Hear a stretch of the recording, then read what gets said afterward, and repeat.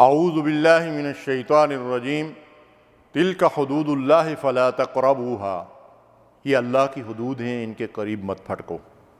ناظرین کرام، اللہ تعالیٰ نے حلال و حرام، جائز و ناجائز، حق اور باطل کی کچھ حدود مقرر کر دی ہیں اور ہمیں خبردار کر دیا ہے کہ اللہ کی حدود کو پامال مت کرو، بلکہ فرمایا کہ ان کے قریب بھی مت جاؤ۔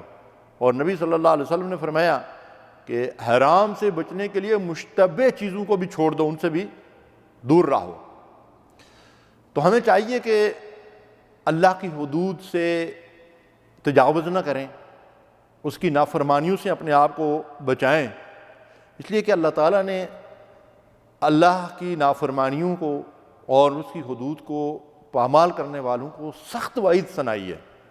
ارشاد فرمایا وَمَن يَعْصِ اللَّهَ وَرَسُولَهُ، جو نافرمانی کرے اللہ اور اس کے رسول کی، وَيَتَعَدَّ حُدُودَهُ، اور اللہ کی حدود سے تجاوز کرے، يُدْخِلْهُ نَارًا خَالِدًا فِيهَا وَلَهُ عَذَابٌ مُّهِينٌ، سورہ نساء کی آیت نمبر 14 ہے۔ يُدْخِلْهُ نَارًا خَالِدًا، اس کو ہمیشہ کے لیے جہنم میں جھونک دیا جائے گا، آگ میں ڈال دیا جائے گا، خالداً فیہا، ہمیشہ اس میں رہے گا، وَلَهُ عَذَابٌ مُّهِينٌ، رسوا کر دینے والا عذاب اس کو دیا جائے گا۔ اللہ تعالیٰ کی بے شمار حدود و قیود ہیں، اور دراصل اللہ کی جو بھی نافرمانیاں ہیں، جیسا کہ اللہ نے پہلے فرمایا وَمَن يَعْصِ اللَّهَ وَرَسُولَهُ، جو اللہ اور اس کے رسول کی نافرمانی کرے گا، تو اللہ اور اس کے رسول کی نافرمانیاں کیا ہیں؟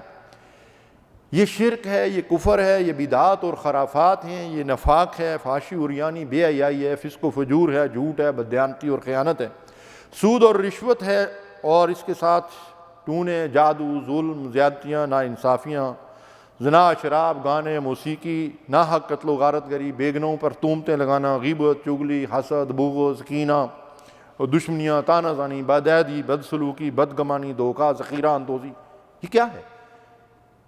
یہ سب اللہ اور رسول کی نافرمانیاں ہیں۔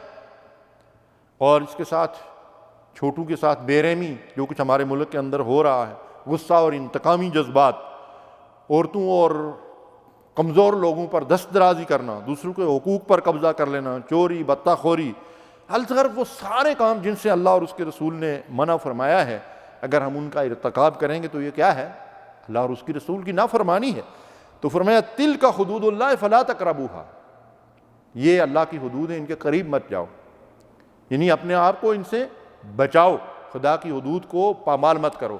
جیسے ہم گاڑی چلاتے ہوئے جب سگنل پہ پہنچتے ہیں تو سرخ بتی جل جاتی ہے تو ہم رک جاتے ہیں، اسی طرح اللہ تعالیٰ نے یہ جو حدود مقرر کی ہیں حلال و حرام کی، یہ سرخ بتیاں ہیں، ان سرخ بتیوں کو عبور کرنے والے اللہ کی حدود سے تجاوز کرنے والے ہیں، جن کے بارے میں دوسری جگہ ارشاد فرمایا تلک حدود اللہ فلا تعتدوها، ان سے تجاوز مت کرو، یہ اللہ کی حدود ہیں۔ وَمَن يَتَعَدَّ حُدُودَ اللَّهِ فَأُولَٰئِكَ هُمُ الظَّالِمُونَ، اللہ کی حدود کو پامال کرنے والے کون ہیں؟ ظالم ہیں۔